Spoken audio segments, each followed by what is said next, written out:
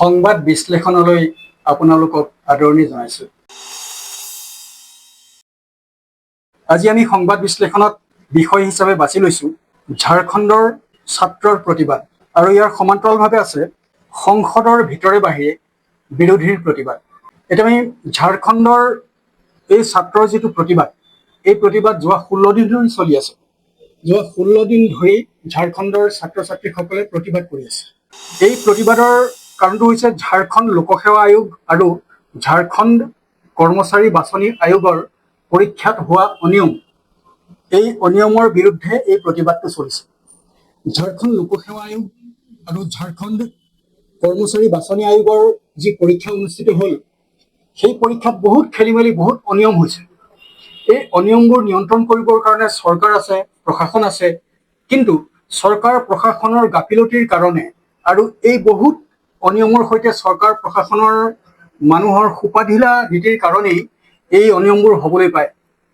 ইয়াৰ আগতে দিল্লীত CJPৰ প্ৰতিবাদ হ'ল, কক্ৰোচ জনতা পাৰ্টীয়ে প্ৰতিবাদ কৰিলে নীট পৰীক্ষাত হোৱা খেলি মেলিৰ কাৰণে। শিক্ষামন্ত্ৰী ধৰ্মেন্দ্ৰ প্ৰধানে পদত্যাগ কৰিবলৈ বাধ্য হ'ল।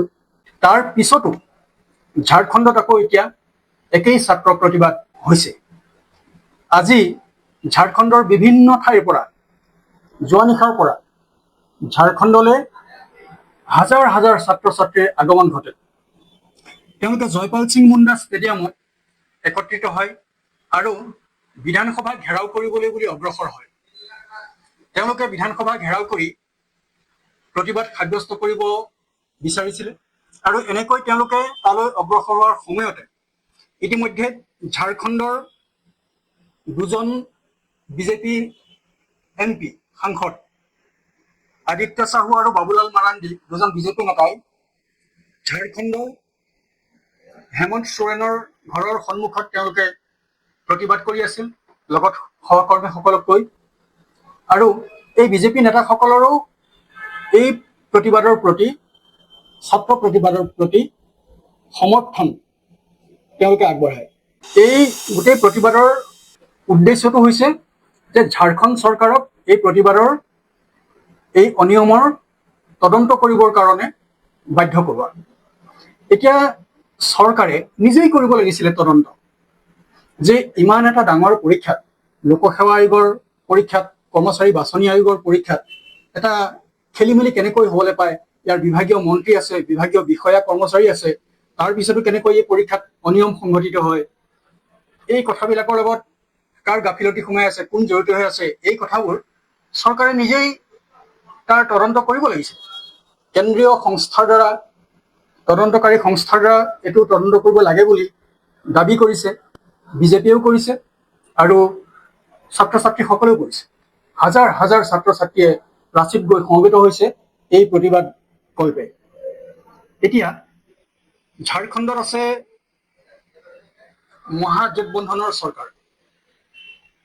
ইয়াত কংগ্ৰেছৰ অংশীদাৰিত্ব আছে আৰু অন্যান্য দল সন্মিলিত হৈ পেলাই ঝাৰখণ্ডত JMMৰ চৰকাৰ আছে, ঝাৰখণ্ড মুক্তি মৰ্চাৰ। এতিয়া আমি লক্ষ্য কৰি আহিছো যে সদায় এনেকুৱা সংঘটিত হয় যে যেতিয়া কিবা এটা অনিয়ম হয় তাৰ বিৰুদ্ধে প্ৰতিবাদ কৰে ভুক্তভোগীসকলে আৰু ভুক্তভোগীসকলক সহযোগ কৰে বিৰোধীয়ে, আৰু চৰকাৰে সেইটোৰ পৰা গা এৰাই চলিব খোজে। এনেকে হলে গণতান্ত্ৰিক প্ৰক্ৰিয়াটোৱে দেখোন এটা ভেকু ভাওনাত পৰিণত হয়। যদি জনসাধাৰণে বিচৰা ধৰণে চৰকাৰে কাম নকৰে, তেতিয়াহ'লে জনসাধাৰণৰ আস্থা ক'ত থাকিব? কিন্তু আমি এটা কথা খুব ভালদৰে প্ৰত্যক্ষ কৰিছো যে বিগত সময়ছোৱাত জনবলৰ ওচৰত শিলনত কৰিবলৈ প্ৰশাসন চৰকাৰ বাধ্য হৈছে। জনবলে ইমান শক্তিশালী ৰূপত প্ৰতিবাদ সাব্যস্ত কৰিছে, যাৰ কাৰণে শাসন আৰু প্ৰশাসনে হাৰ মানিবলগীয়া অৱস্থা হৈছে। এনেকুৱা এটা সংঘাতৰ পৰিস্থিতিলৈ আচলতে আহিব লগা নাছিলেই। যেতিয়া জনগণতন্ত্ৰত, গণতান্ত্ৰিকভাৱে যেতিয়া শাসনৰ কথা থাকিব, সহযোগিতাৰ কথা থাকিব, তেতিয়াহ'লে এনেধৰণৰ এটা সংঘাত পৰিস্থিতিৰ সৃষ্টি হ'ব নালাগিছিল। ইয়াৰ সমান্তৰালকৈ এই যে CJPৰ প্ৰতিবাদ হৈ গ'ল, কক্ৰোচ জনতা পাৰ্টীৰ, সেই আন্দোলনৰ সময়ছোৱাত আৰক্ষীৰ ভূমিকা কি আছিল, আৰক্ষীয়ে খুব সাংঘাতিক ধৰণে আক্ৰোশমূলকভাৱে দমন কৰিবলৈ লৈছিল, এই সকলো বিভিন্ন ধৰণৰ অভিযোগ উত্থাপন কৰি গৃহমন্ত্ৰীৰ পৰা বক্তব্য বিচাৰিছে, স্পষ্টীকৰণ বিচাৰিছে বিৰোধীয়ে। কিন্তু বিৰোধীৰ এই দাবীক শাসক পক্ষই মানি নোলোৱাৰ কাৰণেই সংসদৰ ভিতৰে বাহিৰে প্ৰতিবাদ হৈছে। এতিয়া সেই ছাত্ৰ আন্দোলনত আৰক্ষীয়ে কি ভূমিকা পালন কৰিছিল সেই কথাটো স্পষ্টভাৱে কোৱাত চৰকাৰৰ বাধা থাকিব নালাগে বুলি মই ভাবোঁ। গৃহমন্ত্ৰীগৰাকীয়ে এই সন্দৰ্ভত সংসদত স্পষ্টীকৰণ দিবলৈ ইমান গধুৰ কৰি থকাৰ কোনো কাৰণ থাকিব নালাগে বুলি মই ধাৰণা কৰোঁ। এতিয়া আশ্বাস দিছে গৃহমন্ত্ৰীয়ে যে তেওঁ সদনত এই সন্দৰ্ভত স্পষ্টীকৰণ দিব।